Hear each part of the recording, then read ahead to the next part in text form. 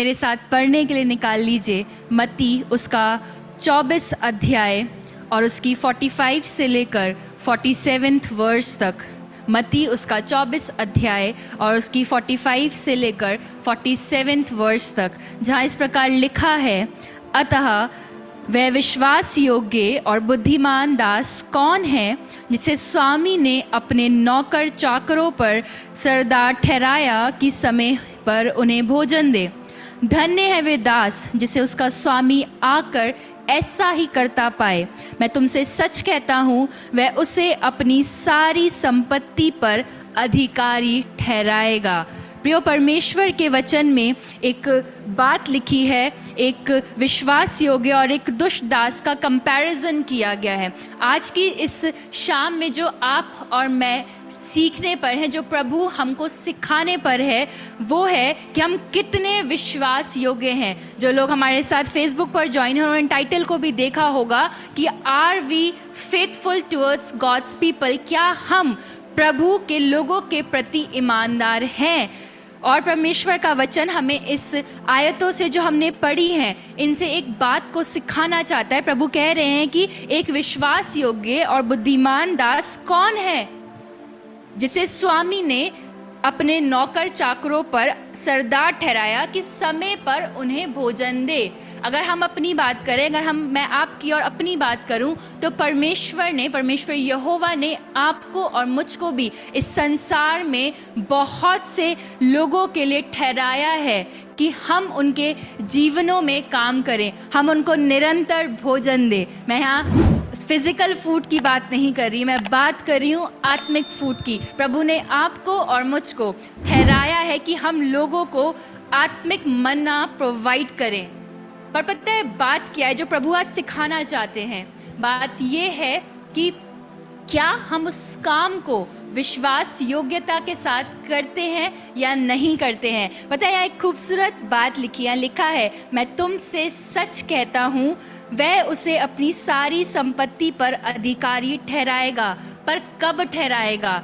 जब वो व्यक्ति अपने उस दास को, उसको आकर वही काम करता हुआ देखे। वो स्वामी जो है वो उस दास को वही काम करता हुआ देखे जो उसने उसके लिए ठहराया था। हालेलुया। प्रियो, प्रभु ने आपको और मुझको एक काम के लिए इस संसार में भेजा है, और वो काम जब हम इस वचन को पढ़ते हैं, वो काम ये है कि हम दूसरों को बताएं कि यीशु मसीह कौन है। हम उन्हें आत्मिक मन्ना प्रोवाइड करें, हम उन्हें प्रभु के क्रोज लेकर आए। पर पता है होता क्या है, जब हम इस काम को आरंभ करते हैं तब बहुत सी दिक्कतें आती हैं, है ना। हम किसी भी काम को क्यों ना करें, ऐसा कोई काम नहीं जो बहुत स्मूथली हो जाए, है ना। हर एक काम में कभी ना कभी रुकावटें आती हैं, कभी ना कभी दिक्कत आती है।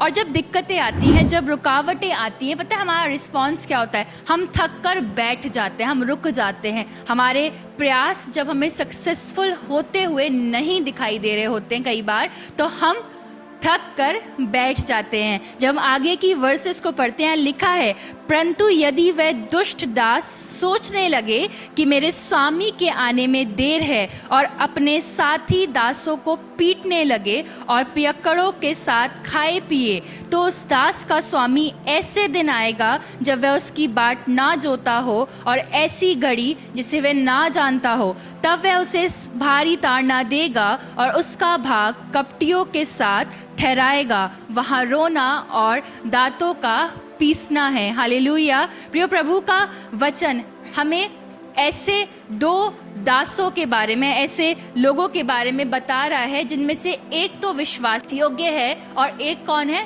दुष्ट है। पता है, जो विश्वास योग्य दास है, जो उस काम को अंत तक करते रहेगा, ईमानदारी के साथ करता रहेगा, उसके लिए परमेश्वर का वचन कह रहा है कि वो उसको अपनी सारी संपत्ति पर अधिकारी ठहराएगा। पर पता है एक और दास है, वही सेम दास की प्रभु बात कर रहे हैं।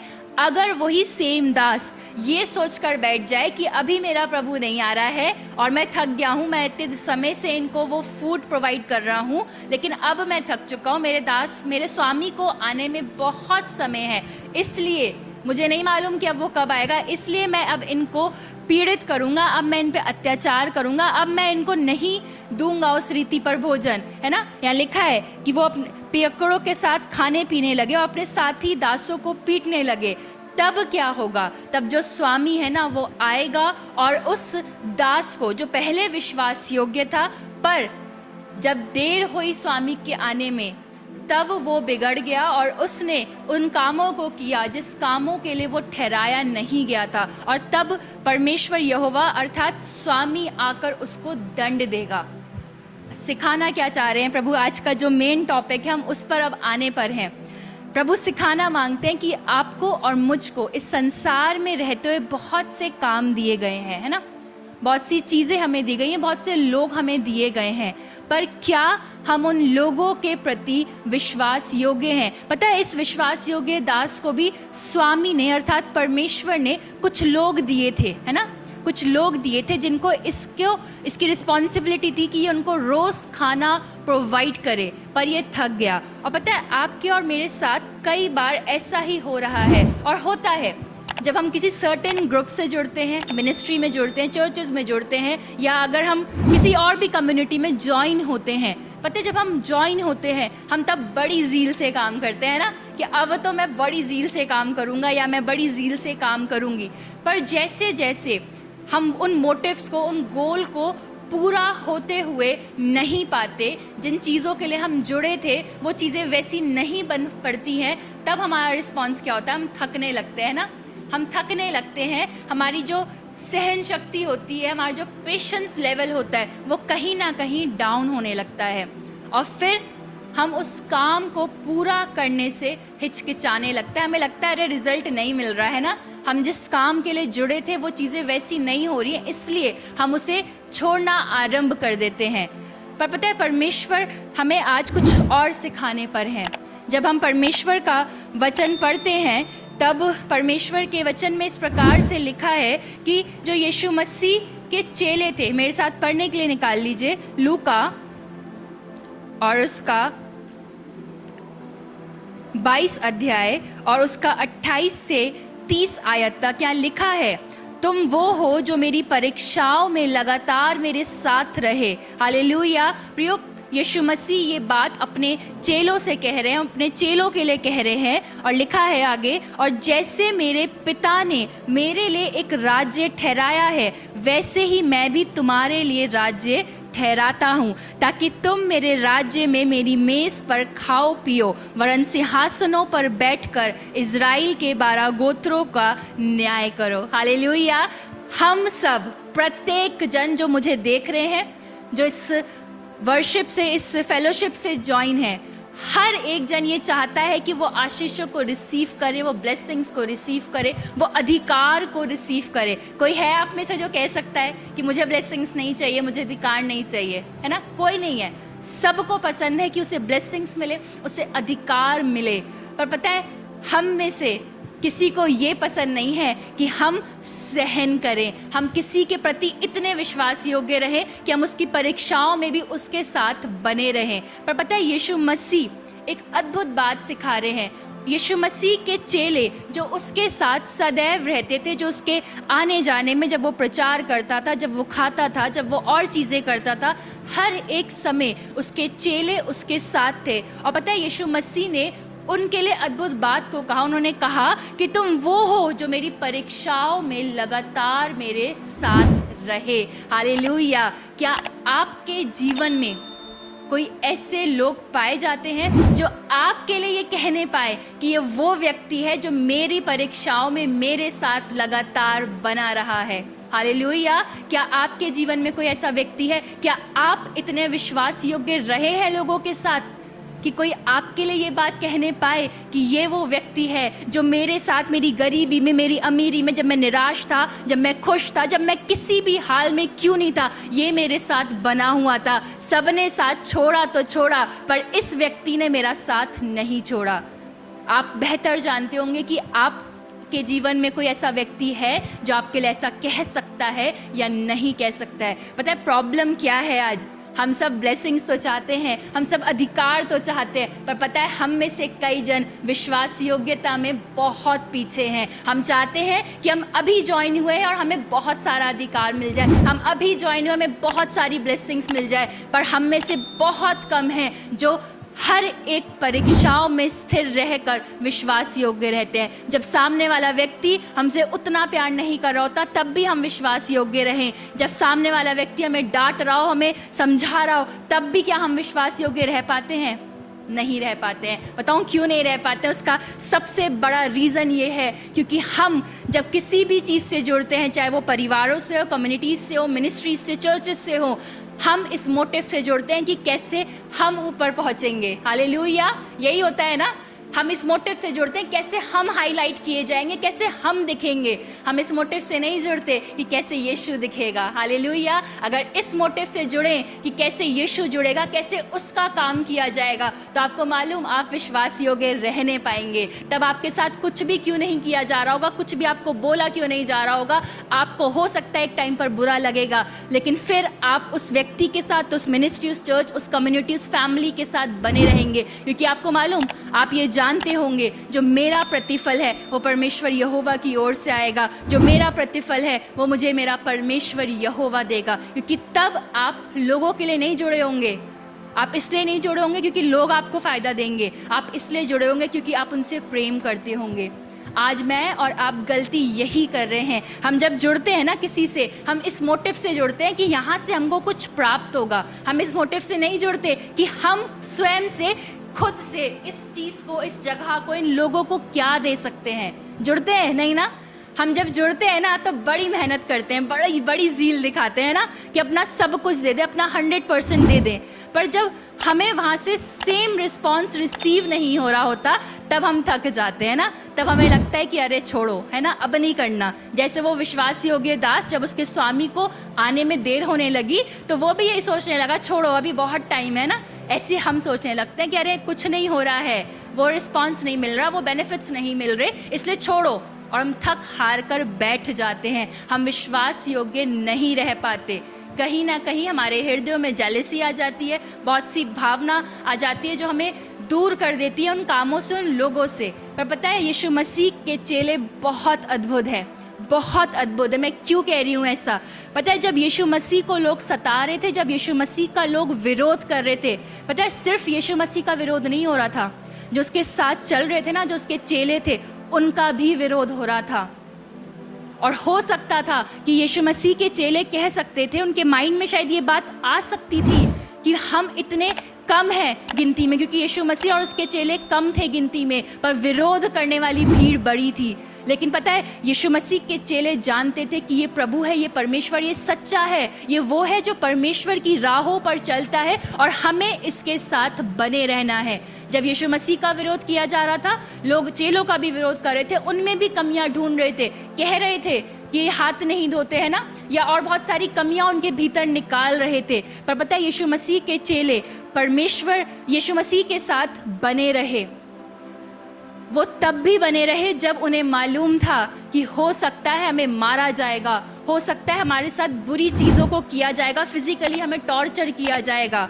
जब हम लाजर की मृत्यु की बात को देखते हैं, जब हम उस घटना को देखते हैं, मेरे साथ पढ़ने के लिए निकाल लीजिए यूहन्ना और उसका 11 अध्याय और उसका 8 पद। यहाँ लिखा है, चेलों ने उससे कहा, हे रब्बी, अभी तो यहूदी तुझ पर पथराव करना चाहते थे और क्या तू फिर भी वहीं जाता है? जब यीशु मसीह को मालूम हुआ कि लाजर की मृत्यु हो गई है और उसको वहाँ पे जाना था, तो उसने अपने चेलों से कहा कि आओ हम चलें उस स्थान पर। तो पता है उसके चेलों ने उससे कहा कि हे रब्बी, अभी तो यहूदी, यानी कि वो लोग जहाँ पर यीशु मसीह जाने पर थे, उस स्थान पर जाने पर थे, वहाँ के लोग तुझे पथराव करना चाहते थे और क्या तू फिर भी वहीं जाना चाहता है? तो यीशु मसीह ने उनसे कहा कि ठीक है, मैं वहाँ अब इसलिए जाना चाहता हूँ क्योंकि समय अब बदल गया है। 2 दिन हो चुके हैं, बहुत समय हो चुका है। अब हो सकता है हालात बदल गए हों, मन बदल गए हों, पर यीशु मसीह के चेले जानते थे कि ऐसा कुछ नहीं हुआ होगा। वहाँ के लोगों का क्रोध भड़का हुआ है ना, उन्हें समझ नहीं आ रही थी चीज़ें। लेकिन पता है अद्भुत बात क्या है, जब हम यूहन्ना उसका 11 अध्याय और जब हम उसकी 16 आयत पढ़ते हैं, लिखा है तब थोमा ने, जो दिदुमुस कहलाता है, अपने साथी चेलों से कहा, आओ हम भी उसके साथ मरने को चलें। हालेलुया। पता है अद्भुत बात क्या है, चेले जानते थे कि जिस स्थान पर यीशु जा रहा है वहाँ पर हमारी जान को खतरा हो सकता है। उसने इस बात को कह भी दिया था कि आओ हम मरने को चलें। पर पता है अद्भुत बात क्या है, वो तैयार था उस पीड़ा को सहने के लिए, वो मरने के लिए तैयार था, इतनी बड़ी कीमत चुकाने के लिए भी तैयार था। उसने ये नहीं कहा कि नहीं छोड़ो हम नहीं जाएंगे, यीशु मसीह को जाने दो। वहाँ के लोग तो पथराव करने के लिए रेडी थे। वो विश्वास योग्य रहे, यीशु मसीह के साथ रहे, उसका हाथ थामा रहा उन चेलों ने। वो गए उस स्थान पर जबकि उनको मालूम था कि वहाँ पर सर्कमस्टेंसेस खराब हो सकते हैं, वहाँ पर हमारा विरोध किया जा सकता है, हमें मारा जा सकता है, लेकिन फिर भी वो गए। और पता है जब वो चले गए, जब वो यीशु मसीह के साथ हर एक परीक्षा में स्थिर रहे, तब अद्भुत बात हुई। तब यीशु मसीह ने, जब लूका हम पढ़ते हैं जो वर्स अभी हमने पढ़ी, वहाँ लिखा है कि तुम वो हो जो मेरी परीक्षाओं में लगातार मेरे साथ रहे, और जैसे मेरे पिता ने मेरे लिए एक राज्य ठहराया है वैसे ही मैं भी तुम्हारे लिए ठहराता हूँ। हालेलुया। यीशु मसीह इससे पहले कि उन चेलों को ब्लेस करते, उन्हें वो अधिकार देते, उससे पहले यीशु मसीह ने एक बात कही है। बात यह कही है कि तुम वो हो जो मेरी परीक्षाओं में मेरे साथ लगातार बने रहे हो। और इसलिए प्रभु ने उन्हें फिर ब्लेस किया, इसलिए प्रभु ने उनको फिर अधिकार दिया। पता है आपके और मेरे साथ दिक्कत क्या है, हम अधिकार चाहते हैं, हम आशीष चाहते हैं, पर हम विश्वास योग्य बना नहीं रहना चाहते। हम परीक्षाओं में लगातार बने नहीं रहना चाहते। हम जैसे ही देखते हैं ना किसी व्यक्ति के साथ हम जुड़े हुए हैं और उसके हालात बेकार हो रहे हैं, उसके हालात ख़राब हो रहे हैं, हम तुरंत किनारा कर लेते हैं ना, हम तुरंत हट जाते हैं। हम सोचते हैं अरे दुख कौन उठाएगा, है ना, जब तक अच्छा चल रहा है तब तक ठीक है, लेकिन जब दिक्कत आती है हम तुरंत पीछे हट जाते हैं, हम एक स्टेप बैक ले लेते हैं, क्योंकि हमें लगने लगता है संसार क्या सोचेगा, संसार में हमारी इमेज, उस इमेज का क्या होगा, है ना। यीशु मसीह के चेले भी यही सोच सकते थे कि हमारा क्या होगा, हम भीड़ में कम है, हम कम लोग हैं, ये जो इतनी बड़ी भीड़ है हो सकता है ये हमें नुकसान पहुंचाए, हमारे बारे में बहुत सारी बातें बोलें। और वो भीड़ बोल भी रही थी, लगातार बहुत कुछ बोल रही थी, वो यीशु मसीह के लिए भी बोल रही थी, चेलों के लिए भी बोल रही थी। पर पता है यीशु मसीह और उसके चेले सब कुछ सहन कर रहे थे। और अद्भुत बात यह है कि चेले सब कुछ सहन कर रहे थे। यीशु मसीह तो एक पर्पस के लिए संसार में भेजे गए थे, उन्हें सब कुछ सहना था, उन्हें परीक्षाओं से निकलना ही था, क्योंकि उन्हें उस गोल को पूरा करना था, उन्हें अपनी जान को क्रूस पर देना था। पर पता है चेले, क्योंकि वो जान गए थे कि यही सच्चा परमेश्वर यहोवा है, इसलिए वो उसके साथ लगातार बने रहे। आपके और मेरे साथ जो प्रॉब्लम है वो यही है, हम लगातार बने नहीं रहते किसी के साथ भी। थोड़ी सी भी दिक्कत आती है ना, थोड़ी सी भी हमें इंपॉर्टेंस नहीं मिलती, हम तुरंत उस स्थान को छोड़कर भाग जाना चाहते हैं, है ना। हम विश्वास योग्य बना नहीं रहना चाहते, और यही कारण है कि प्रभु आपको और मुझको बड़े स्थानों पर नहीं रख पा रहा है, वो हमें बड़ी जगहों पर इस्तेमाल नहीं कर पा रहा है, वो हमारे भीतर वो स्थिरता इसलिए ही नहीं आ पा रही, वो ब्लेसिंग्स को हम इसलिए ही रिसीव नहीं कर पा रहे हैं क्योंकि हम विश्वास योग्य नहीं हैं। जब हम विश्वास योग्य बने रहेंगे तब प्रभु हमको बहुत सी चीज़ों से ब्लेस करेगा, तब हमें वो बहुत से अधिकार देगा। हालेलुया। समझ रहे हैं ना बात को। मैं निश्चय जानती हूँ प्रभु आपसे बात कर रहे हैं इस वचन के द्वारा।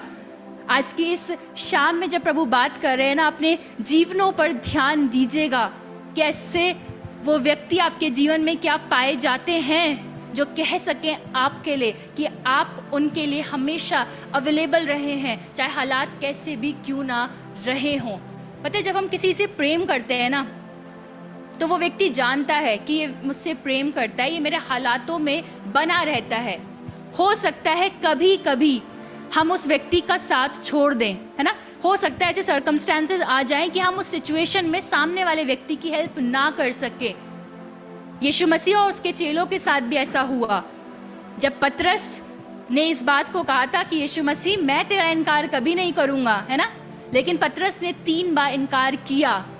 पर पता है अद्भुत बात क्या है, जो आज प्रभु रिवील करना चाहते हैं। जब आप और मैं ऐसे लोगों के साथ जुड़ते हैं जो प्रभु में ईमानदार होते हैं, जो प्रभु से प्रेम रखते हैं, और आप ऐसे लोगों के प्रति ईमानदार होते हैं, चाहे वो प्रभु के दास हो, चाहे वो कोई भी जन क्यों ना हो, जब आप उनके प्रति ईमानदार रहते हैं, तब अगर आप किन्हीं किन्हीं सिचुएशंस में, एक्सेप्शंस में, आप कभी हो सकता है कि ना खड़े हो पाए, जैसे पतरस नहीं खड़ा हो पाया उस स्थिति में, पतरस ने इनकार कर दिया, लेकिन पता है उसके बाद भी यीशु मसीह ने पतरस को फिर से अपनाया।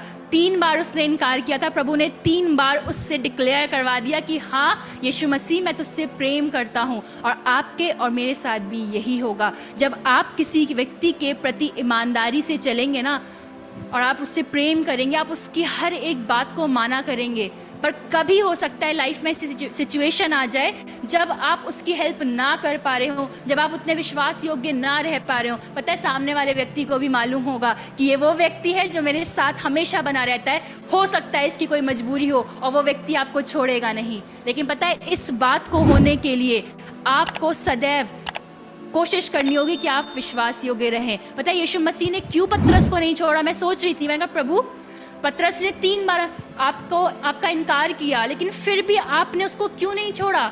आपने क्यों उससे प्रेम किया? आपने क्यों उसको फिर से अंगीकार करवाया कि हाँ प्रभु मैं तुझसे प्रेम करता हूँ? क्योंकि प्रभु पतरस की इंटेंशंस को जानते थे। वो जानते थे ये वो चेला है जो मुझसे बहुत प्रेम करता है। तो क्या हुआ अगर उसने मुझे एक समय पर छोड़ दिया, अगर उसने एक समय पर मेरा इनकार कर दिया? लेकिन वो जानते थे कि वो चेला है जो मेरे साथ रहा है और जो आने वाले समय में मेरा साथ देगा, आने वाले समय में, और बल्कि वो बहुत सारी आत्माओं को जीतेगा। जब आप ऐसे लोगों के साथ जो प्रभु की राहों पर चलते हैं, जो प्रभु से प्रेम रखते हैं, जो प्रभु की मार्गों पर चलते हैं, जब आप ऐसे लोगों के साथ ईमानदार रहते हैं, जब आप ऐसे लोगों से प्रेम करते हैं, और तब आप किसी सिचुएशन में जब आप नहीं उनका साथ दे पा रहे होते, पता है सामने वाले व्यक्ति को भी मालूम होता है, प्रभु के दासों को भी मालूम होता है कि ठीक है अगर ये इस वाली सिचुएशन में मेरा साथ नहीं दे पा रहा तो क्या हुआ, हर सिचुएशन में साथ खड़ा रहा है, हर सिचुएशन में साथ खड़ी रही है, इस बार नहीं दे पा रही तो कोई बात नहीं, अगली बार दे देगी। और पता है वो दास, वो व्यक्ति आपको कभी नीचे नहीं गिराता, हालेलुया, वो कभी आपको छोड़ता नहीं, जैसे यीशु मसीह ने पतरस को नहीं छोड़ा। पर पता है ये सब होता कब है? जब हमारी इंटेंशंस क्लियर होती है, जब आप धोखा देने की इंटेंशन से अलग होंगे ना, जैसे यहूदा इस्करियोती हुआ। पता है उसने क्या किया? हमें ज़रूरी है कि हम सही लोगों के प्रति ईमानदार रहें। पतरस सही व्यक्ति के लिए ईमानदार था, पतरस यीशु मसीह के प्रति ईमानदार था, उसने बेचा नहीं यीशु मसीह को। पर पता है यहूदा के साथ क्या हुआ? यहूदा गलत लोगों के प्रति ईमानदार हो गया, उसने शास्त्रियों और फरीसियों का साथ निभाया, वो उनके प्रति ईमानदार हो गया, और इसलिए उसने उस दंड को पाया, इसलिए वो उस काम को कर पाया। और आपके और मेरे जो सीखने की बात है वो यही है कि क्या हम सही लोगों के प्रति ईमानदार हैं?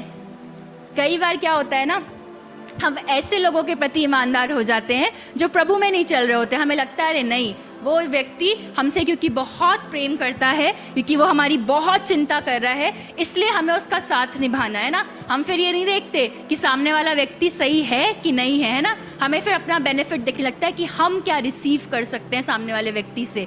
हम गलत लोगों के प्रति भी विश्वास योग्य हो जाते हैं। जैसे यहूदा हो गया है ना। यहूदा को क्या दिख रहा था उस वक्त में? उसे वो सिक्के दिख रहे थे, उसे वो धन दिख रहा था, उसे लग रहा होगा अरे यीशु मसीह के साथ चल के कुछ नहीं होने वाला, मार खाएंगे है ना, धन भी नहीं मिलेगा, इसलिए वो लालच में आ गया। उसने अपना विश्वास योग्य का जो स्केल था ना, वो एक अद्भुत व्यक्ति से, एक ईमानदार व्यक्ति से हटाकर इन ऐसे व्यक्तियों की तरफ फोकस कर लिया, ऐसे लोगों के प्रति विश्वास योग्य हो गया जिन्होंने उसके लिए गड्ढा खोद दिया, जिन्होंने उसको उस रास्ते पर ले आया जो यीशु मसीह का रास्ता नहीं था, जहाँ पर उसने उस दंड को पाया। तो आपको और मुझे आज एनालाइज करने की ज़रूरत है कि क्या हम अपने जीवन में उन लोगों के प्रति ईमानदार हैं जो प्रभु के साथ चल रहे हैं, या हम ऐसे लोगों के प्रति ईमानदार बन बैठे हैं जो प्रभु के साथ नहीं हैं, जो प्रभु को कहते तो हैं कि हम प्रभु के हैं पर हैं नहीं। Hallelujah, hallelujah. पता है अद्भुत बात है, यीशु मसीह ने पतरस को नहीं छोड़ा क्योंकि यीशु मसीह जानते थे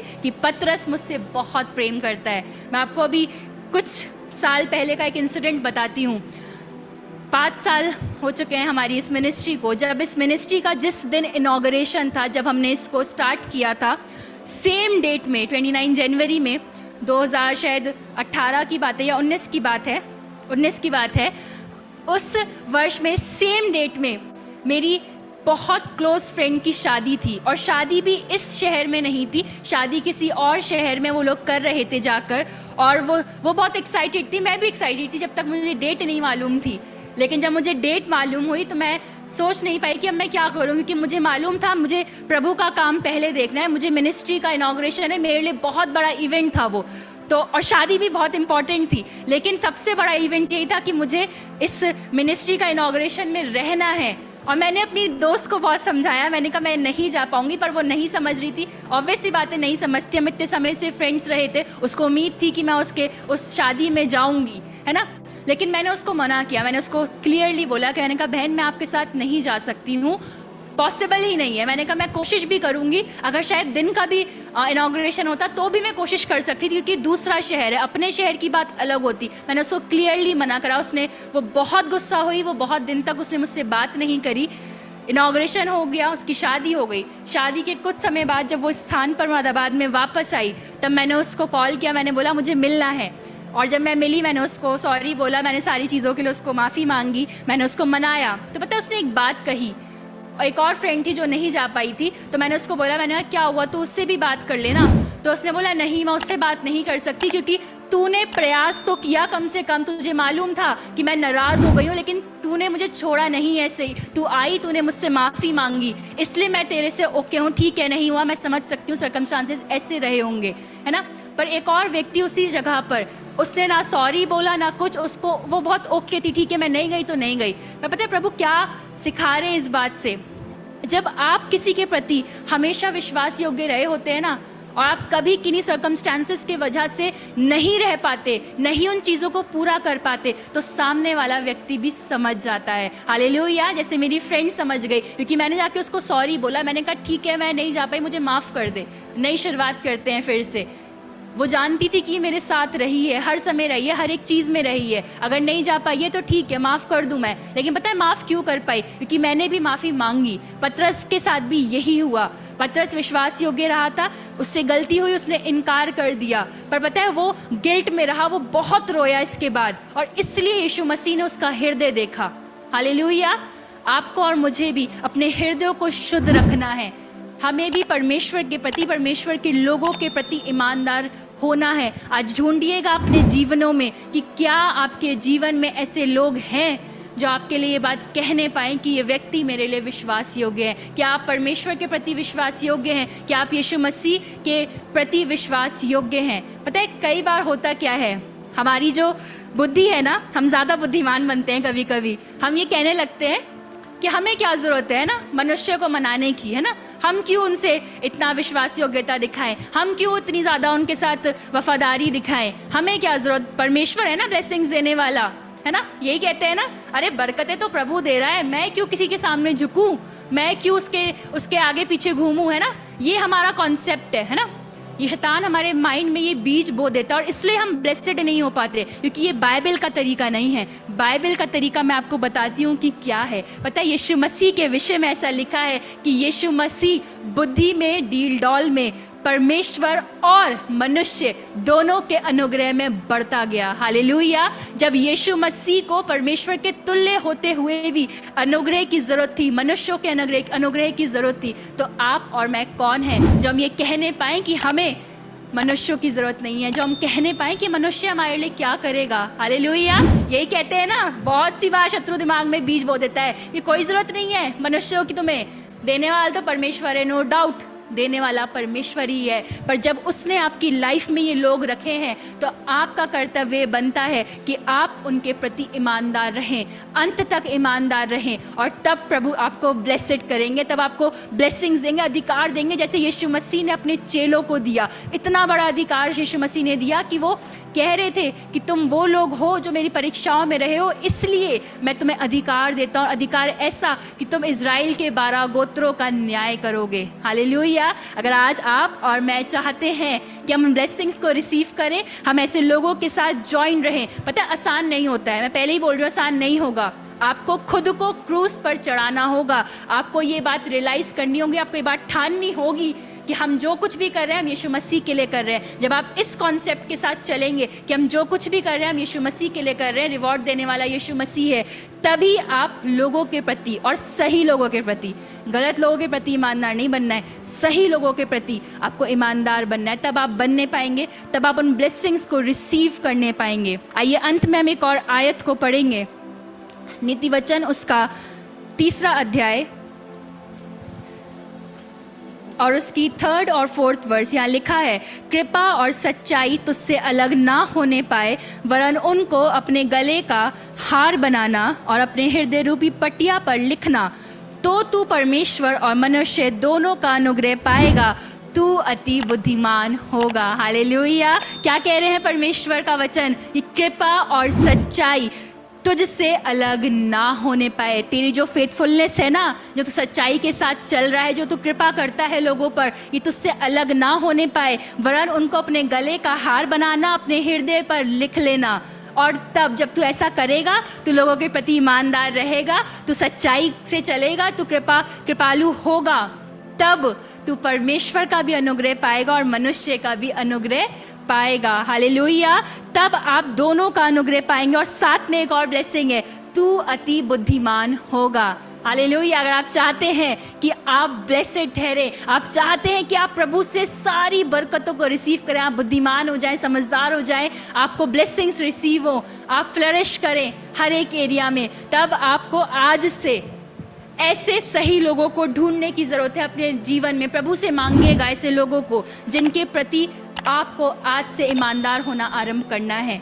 उनके साथ आपको बने रहना है, चाहे परिस्थितियाँ कैसी भी क्यों ना हो, चाहे कितनी बार भी आपका जो ये ईगो है ना ये हर्ट हो, चाहे कितनी बार भी जेलसी आए, कितनी बार भी आपको ये लगने लगे कि मेरे ऊपर ध्यान नहीं दिया जा रहा है ना, कितनी बार आपको ये लगने लगे कि शायद मेरी बात नहीं सुनी जा रही है, लेकिन फिर भी आपको ऐसे लोगों का साथ नहीं छोड़ना है। आपको लोगों के प्रति विश्वास योग्य बने रहना है। जब आप ऐसा करेंगे, जब आप कृपा में, सच्चाई में लगातार बने रहेंगे, तब प्रभु आपको ब्लेस करेंगे। पता है, यीशु मसीह के चेले लगातार बने रहे, उन्होंने छोड़ा नहीं।